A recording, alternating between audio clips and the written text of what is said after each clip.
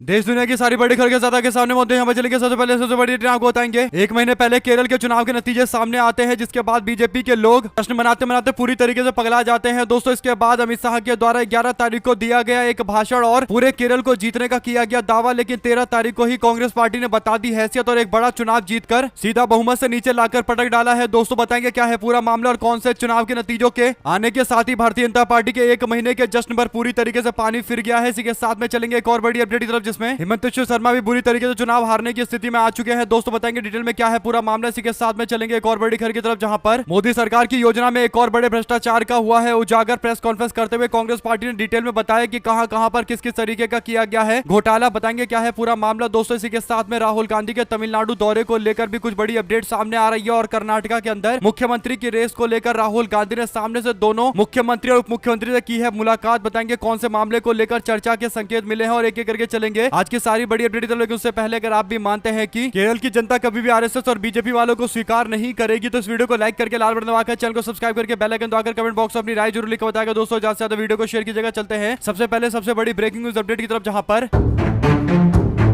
तकरीबन एक महीने पहले 9 दिसंबर 2025 को केरल की राजधानी तिरुवनंतपुरम के महानगर पालिका के चुनाव के नतीजे घोषित किए जाते हैं। दोस्तों, जिसका तकरीबन 2000 करोड़ का बजट है और 4 लाख से ज्यादा वोटर है, यानी वोटर की अच्छी खासी संख्या है और पैसा भी अच्छा खासा है। एक बहुत बड़ी महानगर पालिका है और क्योंकि केरल की राजधानी तिरुवनंतपुरम की महानगर पालिका है तो ये काफी ज्यादा जरूरी हो जाती है और जो भी यहाँ पर दबदबा रखता है उसका केरल के अंदर दबदबा देखने को मिलता ही है। इस तरीके की स्थिति पुरानी रही है, लेकिन इस बार के चुनाव के नतीजे काफी अलग तरीके के नतीजे लेकर आए। दोस्तों, इसका सबसे बड़ा कारण यह था कि कांग्रेस पार्टी के तिरुवनंतपुरम के सांसद शशि थरूर ने बीजेपी को सपोर्ट करते हुए अंदर खाने भारतीय जनता पार्टी को जितवाने में एक बड़ी भूमिका निभा दी और पूरे चुनाव के नतीजे चौंकाने वाले सामने आए। यानी टोटल 101 सीटों में से भारतीय जनता पार्टी और एनडीए गठबंधन को 50 सीटें मिल गई और एलडीए गठबंधन यानी लेफ्ट पार्टी के गठबंधन को मात्र 29 सीटें मिली और यूडीएफ को 19 सीटें यानी कांग्रेस पार्टी गठबंधन को मात्र 19 सीटें और 2 निर्दलीय चुनाव जीत कर आए। इसका मतलब बीजेपी को 2 निर्दलीय का सपोर्ट मिल गया तो भाजपा का आंकड़ा 52 पहुंच गया, यानी 101 में से 52 सीटें भारतीय जनता पार्टी के पास हो गई। तो बहुमत के आंकड़े के साथ तिरुवनंतपुरम के अंदर बीजेपी का मेयर बन गया। दोस्तों, इस बात के लिए बीजेपी तकरीबन एक महीने से जश्न मना रही है और 11 जनवरी को 3 दिन पहले अमित शाह केरल के दौरे पर आए थे और इस दौरान अमित शाह ने बड़ी बड़ी डींगे हाँकनी शुरू कर दी और कहना शुरू कर दिया कि हम केरल के अंदर भी सरकार बनाएंगे। तिरुवनंतपुरम में इतिहास में पहली बार हुआ है जब भारतीय जनता पार्टी का मेयर बना है और इसीलिए बीजेपी के कार्यकर्ताओं में उत्साह है और दावा कर रहे थे शाह की अब केरल की सत्ता ही पलट देंगे। वो दावा कर रहे थे कि 20% के आसपास वोट एनडीए गठबंधन को मिल रहा है तो 40% होने में ज्यादा टाइम नहीं लगेगा और 2026 में इसी साल केरल के चुनाव होने वाले हैं और इसीलिए कार्यकर्ताओं में जोश भरते हुए बड़ी बड़ी बातें कर रहे थे। लेकिन मात्र 2 दिनों के बाद जो नतीजे सामने आए दोस्तों, उससे पता चल चुका है कि केरल की जनता जुगाड़ की सरकार को ज्यादा दिनों तक बर्दाश्त करती नहीं है। दरअसल हुआ यह कि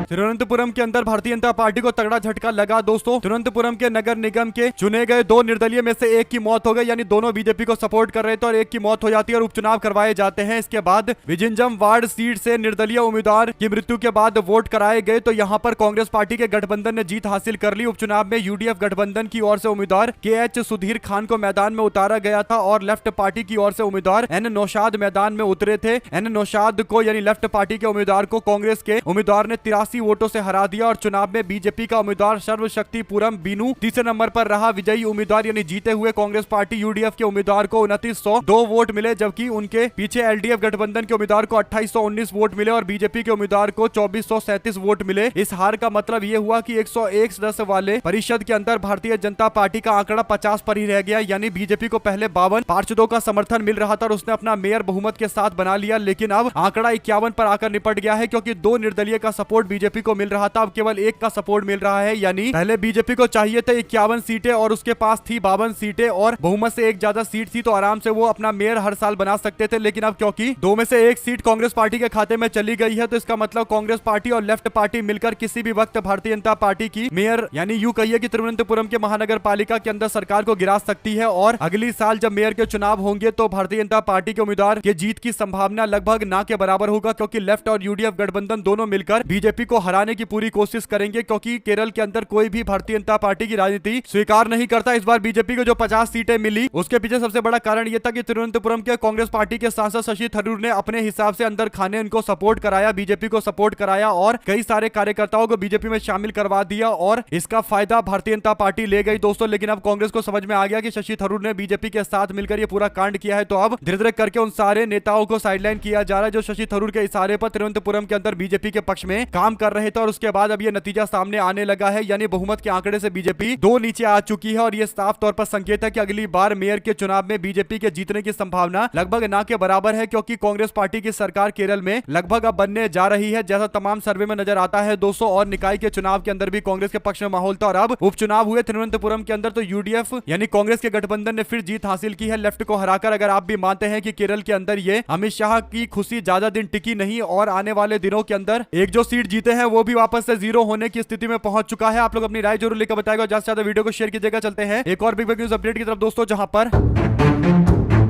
एक ताजा सर्वे की माने तो असम के अंदर विधानसभा चुनाव में भारतीय जनता पार्टी के सामने सबसे बड़ी चुनौती पेश हो रही है। सर्वे के अनुसार बीजेपी के नेतृत्व वाले एनडीए गठबंधन को केवल मामूली सी बढ़त मिली हुई है और इस मुद्दे पर बीजेपी का सिरदर्द और ज्यादा बढ़ा हुआ है। वोट क्लब के ताजा सर्वे में एनडीए को वोट शेयर 33.4% यानी 33.4% और इंडिया गठबंधन को 30.9% रहने की संभावना है। और इस सर्वे वोटर वाइब के सर्वे के अनुसार ये जो आंकड़ा है ये जल्द पट सकता है, यानी बराबर हो सकता है। कारण ये है कि लगभग 19% ऐसे लोग हैं जिन्होंने तय अभी तक कुछ भी तय नहीं किया है, उनको पता नहीं है कि वो किसे वोट देंगे और चुनाव में जिसके पक्ष में माहौल बनेगा उसकी और स्विंग हो सकते हैं। और इसीलिए कांग्रेस पार्टी ने प्रियंका गांधी को जिम्मेदारी दी है। अगर कांग्रेस पार्टी असम के अंदर बेहतरीन कैंडिडेट मैदान में उतारती है, उम्मीदवारों को मैदान में उतारती है, तो नतीजे पूरी तरीके से इंडिया गठबंधन के पक्ष में गिरेंगे और ये बात सबको पता है। इसीलिए प्रियंका गांधी जैसी कांग्रेस पार्टी की महिला नेत्री को आगे किया गया है, जो पूरी तरीके से जानती है कि कैसे उम्मीदवारों का चयन करना चाहिए, चुनाव होना चाहिए कि वो उनके जीतने की संभावना सबसे ज्यादा हो। और साथ में भूपेश बघेल और कर्नाटका के उप मुख्यमंत्री डीके शिव कुमार को मैदान में उतारा गया है और तीनों मिलकर ये तय करेंगे कि पार्टी किस रणनीति पर असम का चुनाव लड़ेगी। और ये अच्छे संकेत मिलने शुरू हुए हैं कि कांग्रेस पार्टी एकदम 2% के अंतर से ही चुनाव शुरू कर रही है और अगले 3-4 महीने के अंदर स्थिति पूरी तरीके से बदल सकती है। और कांग्रेस पार्टी के लिए असम में गौरव गोगोई दिन रात काम कर रहे हैं। अगर आईयूडीएम और एआईएमआईएम का गठबंधन नहीं बनता, यानी मुस्लिम वोट विभाजित नहीं होते, डिवाइड नहीं होते, तो कांग्रेस पार्टी के पास असम के चुनाव जीतने की संभावना काफी ज्यादा है। लेकिन कुछ अखबारों में खबर छपी थी कि बदरुद्दीन अजमल की पार्टी एयूडीएफ और एमआईएम यानी असदुद्दीन ओवैसी के पार्टी के बीच में गठबंधन हो सकता है। ये कांग्रेस पार्टी को नुकसान पहुंचाने के लिए गठबंधन करवाया जाएगा और आप लोग जानते हैं किसके द्वारा करवाया जाएगा, 2 शब्द जरूर लिखकर बताएगा। चलते हैं एक और अपडेट की तरफ दोस्तों, जिसमें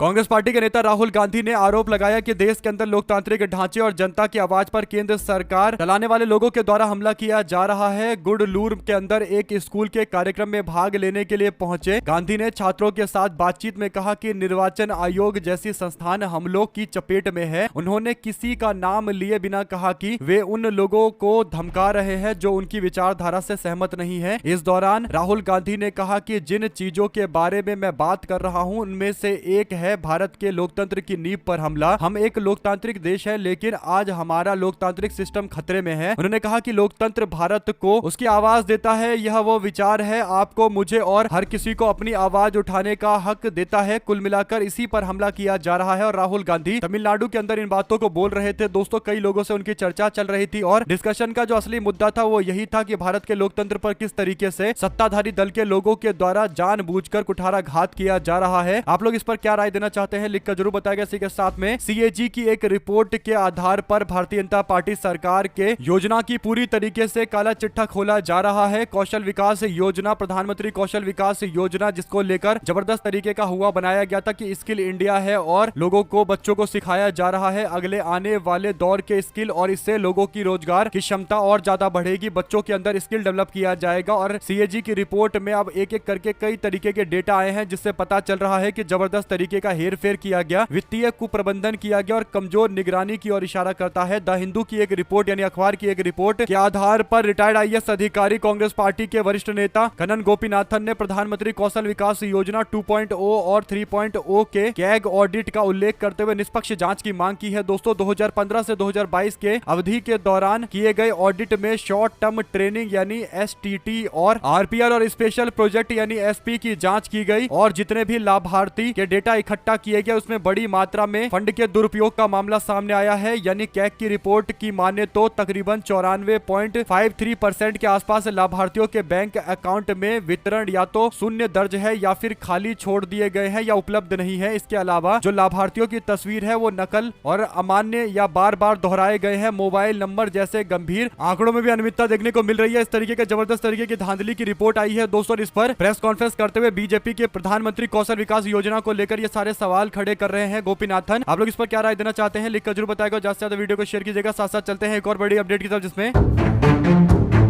बीते दिन राहुल गांधी तमिलनाडु के अंदर एक कार्यक्रम में पहुंचे थे दोस्तों, जहां पर तमिलनाडु में ताई थिरुनाल के अंदर एक कार्यक्रम में राहुल गांधी शामिल हुए और तमिल संस्कृति परंपरा और किसान सम्मान के साथ साथ पर्व में हिस्सा लेते हुए राहुल गांधी लोगों के साथ में खाना बनाते हुए भी नजर आए थे दोस्तों। इसी के साथ में कर्नाटका में राहुल गांधी का प्लेन उतरता है तो यहाँ पर पार्टी के कुछ कार्यकर्ताओं से मिलने के लिए राहुल गांधी पहुंचते हैं, लेकिन कर्नाटका के मुख्यमंत्री सिद्धरमैया और डीके शिव कुमार भी मौजूद रहते हैं। दोनों से राहुल गांधी एयरपोर्ट पर काफी देर तक बातचीत करते रहते हैं। कर्नाटका के मैसूर के अंदर तकरीबन आधे घंटे तक दोनों नेताओं से राहुल गांधी बातचीत करते हैं। कैमरे में खाली दिखाई दे रहा है कि राहुल गांधी और दोनों नेता आपस में काफी गंभीर चर्चा कर रहे हैं और क्योंकि अभी हाल फिलहाल के अंदर मुख्यमंत्री पोस्ट को लेकर चर्चाएं चल रही थी तो दावा किया जा रहा है कि ये जो बातचीत की गई है ये मुख्यमंत्री के पोस्ट को लेकर ही की गई है। नवंबर दिसंबर महीने में जमकर रस्साकसी चल रही थी। एक बार फिर से मैसूर एयरपोर्ट पर राहुल गांधी और सिद्धरमैया डीके शिव कुमार एक दूसरे से मुलाकात कर रहे थे। ऐसे में तमिलनाडु जाते वक्त मैसूर एयरपोर्ट पर यह बातचीत और तकरीबन आधे घंटे तक दोनों नेताओं के साथ में राहुल गांधी की बातचीत से पता चल रहा है कि आने वाले दिनों के अंदर कर्नाटका को लेकर कुछ और बड़े फैसले हो सकते हैं और हो सकता है कि राहुल गांधी अब सिद्धरमैया को कर्नाटका से केंद्र की राजनीति में लेकर आए और डीके शिव कुमार को कर्नाटका की जिम्मेदारी दी जाए, क्योंकि उम्र के हिसाब से वो राजनीतिक तौर पर एक युवा नेता है। यानी उनके पास अभी अच्छी खासी राजनीति बची हुई है। तकरीबन 20-25 साल तक वो कांग्रेस पार्टी के लिए मुख्यमंत्री के तौर पर काम कर सकते हैं और इसीलिए कांग्रेस पार्टी को दूर का नेता देखना है तो डीके शिव कुमार को आगे करना पड़ेगा। आप लोग इस पर क्या राय देना चाहते हैं लिखकर जरूर बताएगा। ज्यादा से ज्यादा वीडियो को शेयर कीजिएगा। चलते हैं एक और अपडेट की तरफ जहां पर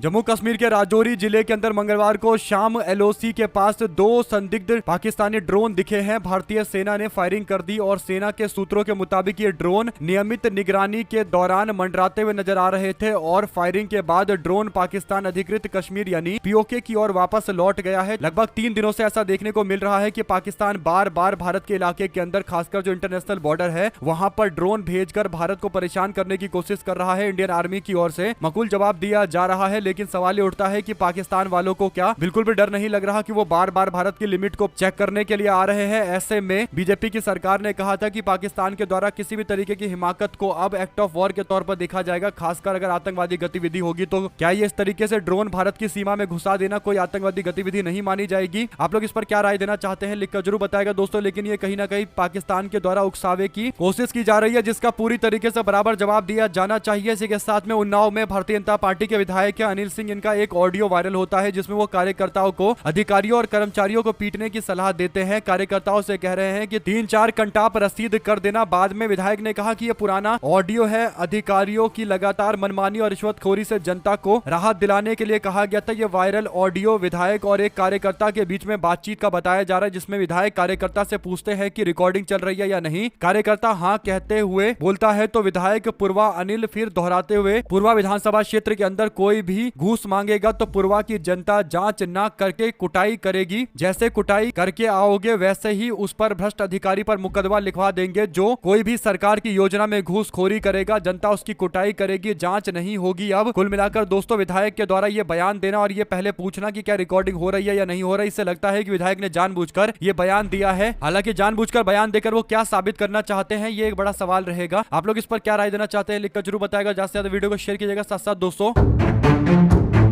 महाराष्ट्र के अंदर मुंबई समेत 29 नगर निकाय के लिए होने वाले महत्वपूर्ण चुनाव के लिए प्रचार अभियान मंगलवार शाम को समाप्त हो गया। सभी की निगाहें मुंबई के बीएमसी के लिए होने वाले बड़े मुकाबले पर टिकी हुई है, जहां पर बीजेपी के नेतृत्व वाला महायुति ठाकरे बंधुओं की चुनौती का सामना कर रहा है। सभी 29 नगर निकायों के 893 वार्ड में फैली 2869 सीटों के लिए मतदान 15 जनवरी को सुबह 7:30 बजे शुरू होगा और शाम 5:30 बजे संपन्न होगा। कुल मिलाकर 3 करोड़ 48 लाख पात्र मतदाता मतदाता 15,000 उम्मीदवारों के भाग्य का फैसला करेंगे। यानी कल वोट डाले जाएंगे और मुंबई के अंदर 1700 और पुणे के अंदर 1600 के आसपास उम्मीदवार मैदान में उतरे हुए हैं। ऐसे में मतगणना 16 तारीख को यानी 2 दिन के बाद होने वाली है। सभी 29 नगर निकायों के चुनाव 6 साल से अधिक समय के बाद हो रहे हैं, जिसका कार्यकाल 2000 से लेकर 2023 के बीच में समाप्त हो गया था। और 9 मुंबई के महानगर क्षेत्र में छत्रपति संभाजी नगर, नवी मुंबई और वसाई विरार के साथ साथ कल्याण, डोंबिवली, कोल्हापुर, नागपुर, मुंबई, सोलापुर और अमरावती, अकोल, नासिक, पिपरी, चिचवड़, पुणे और उल्हासनगर के साथ साथ ठाणे है। और टोटल 29 है ये नगर पालिकाएं दोस्तों। ऐसे में इन नगर पालिकाओं में अगर सबसे 2 बड़े लेवल की बात करें तो एक बीएमसी है जिसका 76,000 करोड़ के आसपास का बजट है और दूसरा पुणे है, पुणे महानगर पालिका, जिसका तकरीबन 5,000 करोड़ के आसपास का बजट है। तो इन 2 जगह पर कौन जीतेगा ये सबसे बड़ा सवाल है और दोनों जगह पर अलग अलग तरीके का समीकरण बना हुआ है। एक जगह चाचा भतीजे दोनों अलग अलग चुनाव बीएमसी में लड़ रहे हैं, जबकि पुणे के अंदर चाचा भतीजे मिलकर लड़ रहे हैं और कांग्रेस यहाँ पर शिवसेना यूबीटी के साथ मिलकर लड़ रही है। पुणे के अंदर और बीएमसी में कांग्रेस पार्टी वंचित बहुजन अघाड़ी के साथ मिलकर लड़ रही है। साथ साथ दोस्तों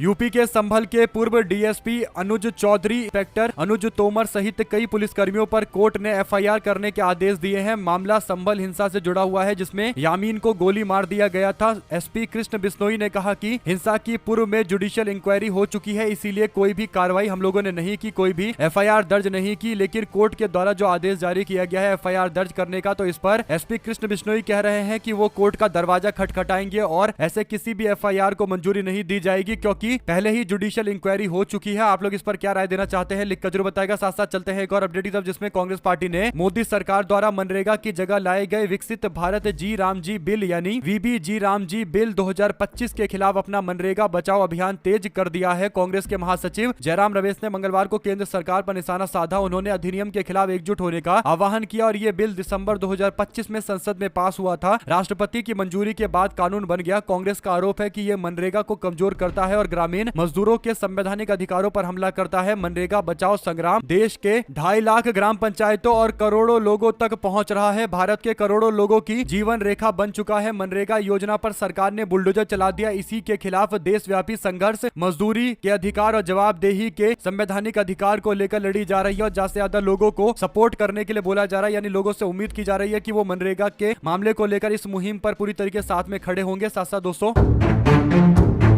कांग्रेस पार्टी ने मंगलवार को चीन की कम्युनिस्ट पार्टी सीपीसी के डेलीगेशन के साथ में बीजेपी के नेताओं की मुलाकात और चीन के जम्मू कश्मीर के शस्गाम की घाटी को लेकर दिए गए बयान पर आपत्ति जताई है। कांग्रेस के नेता सुप्रिया सिनेट ने कहा कि सीपीसी बीजेपी बैठक कर रही है भाजपा दफ्तर में। बीजेपी दफ्तर में बीजेपी के नेता और चाइना की कम्युनिस्ट पार्टी के लोग यहां आकर बैठ के कर रहे हैं। बीजेपी चीन में कौन सा गुप्त समझौता करके आई है, ये रिश्ता क्या कहलाता है, बीजेपी ने देशद्रोह किया है क्या, ये सवाल कांग्रेस पार्टी के नेत्री की ओर से पूछा गया। सोशल मीडिया पर पोस्ट करते उन्होंने कहा कि मोदी सरकार की विदेश नीति वेंटिलेटर पर पड़ी हुई है और चीन ने जम्मू कश्मीर के शस्गाम की घाटी को अपना बताया और मोदी जी लाल आंख का क्या हुआ, ये सवाल है सबसे बड़ा, क्योंकि चाइना भारत की टेरिटरी यानी भारत की जो जमीन है उस पर अपना कब्जा बता रहा है और उसे जायज ठहराता है, जबकि भारत के 1963-62 के डिक्लेरेशन में साफ तौर पर जम्मू कश्मीर के हिस्सा माना जाता है शस्गाम घाटी को, जो चाइना को पाकिस्तान ने बेच दिया था। ऐसे में दोस्तों पाकिस्तान और चाइना के साथ में भारत के अलग अलग तरीके के बॉर्डर के डिस्प्यूट है, लेकिन इसके बावजूद चाइना के साथ में बीजेपी के लोग गलबैया कर रहे हैं और अपने दफ्तर में बुलाकर इन चाइना के सीपीसी के लोगों से बातचीत कर रहे हैं। तो इससे पता चलता है कि कहीं ना कहीं चाइना के अंदर जो कम्युनिस्ट पार्टी है उसके साथ भारतीय जनता पार्टी के घनिष्ठ संबंध है। ऐसे में दोस्तों गलवान और पेंगोंग सो के पास जितनी भी तरीके की घटनाएं हुई है उस पर बीजेपी वाले क्या जवाब देंगे देश की जनता को, जहां पर चाइना ने भारत की जमीन पर कब्जा करने की सारी कोशिशें की और पूरी तरीके से लिमिट पार कर दी गई। आप लोग इस पूरे मामले में अपनी राय जरूर लिखकर बताएगा। ज्यादा से ज्यादा वीडियो को शेयर कीजिएगा। चलते हैं एक और अपडेट की तरफ, जिसमें